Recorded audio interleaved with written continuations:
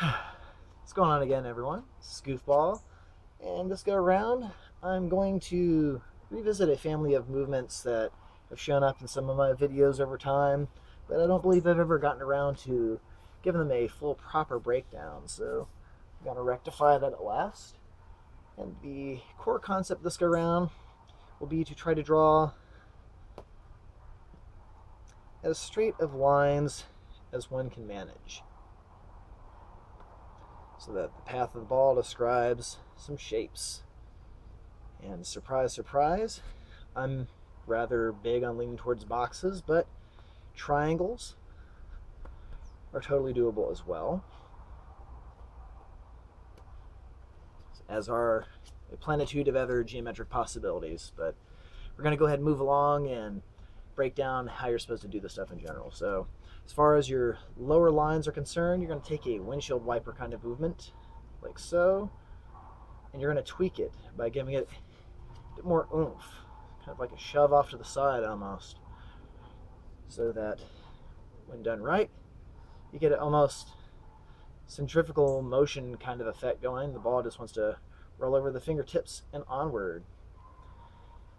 And get used to that kind of thing. And you're probably going to notice that there's bits of bumps here.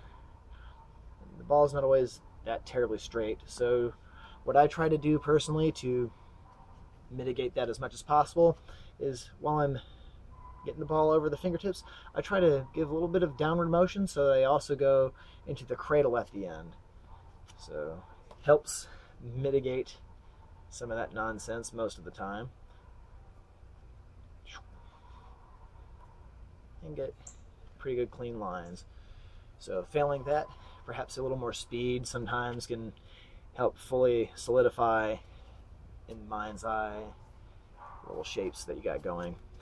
Now you get used to that, then it's time to move on to vertical butterflies. So while you're pulling up, you're rolling your fingertips or your fingers underneath, so that at the apex of the movement, the ball is resting on your fingertip area. So you boom, boom, boom. See, nothing too crazy difficult. So once you get those linked together, so push, transfer to the other hand, lift up, then it gets a lot easier. The upper horizontal lines, you don't need to get the ball to roll over the fingertips, as it were. You just got to give it a nice hard shove. Just catch it in the receiving hand, which, in this position, all you have to do is just drop your hand straight down, and you're set up perfectly once again to get the lower lines going and keep rocking and rolling as much as you like with it.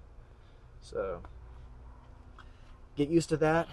And if you want to break it down in some triangular shapes, start out for ascending triangles. You want to start out in the cradle and just do a modified version of that vertical butterfly. So you just pull it off to the side,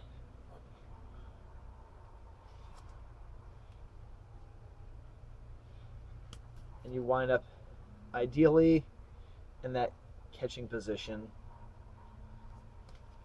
And as far as descending triangles go, pass, and then from here, just bring it on down. So not too terribly difficult, but it can be a little trying at times to keep them good and consistent. But once you get used to that sort of thing, you can also get some other odd effects. Like there's the one that my wife recently reminded me of, this cool little, let's see, here we go. Get it going right, and it looks like a bouncing kind of effect.